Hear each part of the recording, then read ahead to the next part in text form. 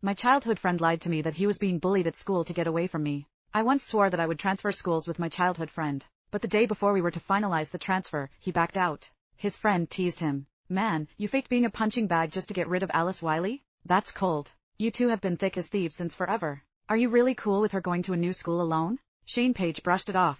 It's just another high school across town. Not a big deal. I'm tired of her always being up my ass. This works out perfectly. I stood frozen outside the door for a long time. Finally, I turned and walked away. On the transfer form, I crossed out Oakport High and filled in the international academy my parents had been pushing for. Everyone seemed to forget that Shane and I were never equals. The moment I overheard the truth, my heart slammed against my ribs. In the past month, my childhood friend, Shane Page, had been feeding me stories of being jumped, framed, and humiliated at school. I threw myself into shielding him, but I couldn't block every blow. When it became unbearable, I suggested he transfer schools for a clean slate. That day, he was soaked from a bucket of ice water, his sharp cheekbones ghostly pale. He grabbed my hand, trembling. I can't face a new place alone. We'd been inseparable since kindergarten, walking to and from school together for over a decade.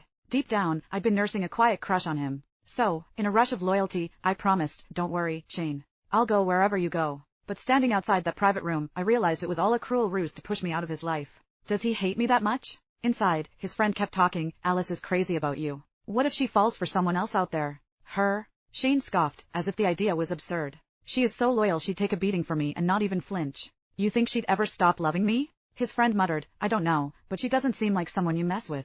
No chance, Shane said lazily. Our school is full of rich kids, but has she ever given any of them a second glance? His tone dripped with disdain as he continued, she is always up my ass. It's annoying. The room burst into laughter, sharp and mocking. I wanted to run, but my feet felt rooted to the floor, forcing me to endure the humiliation. One guy clicked his tongue. First time I've seen someone push away a girl who is crazy about them. Respect, bro. But if you're sick of her, why not just tell her? She doesn't seem like the type to pester you. Shane frowned. She is too intense. Being straight with her wouldn't be that easy. He paused, then dropped the real bombshell. Besides, Esther gets all torn up whenever she sees Alice. She only feels okay when I'm there to hold her hand. I'm doing this for Esther's sake. Alice will just have to deal with it for a bit. It clicked like a puzzle snapping together. Shane started faking the bullying just a week after Esther Howell was transferred to our school. You sly brat. A new girl shows up, and you're already whipped? Someone chuckled. But Esther has got that fragile, damsel in distress vibe. Guys eat that up.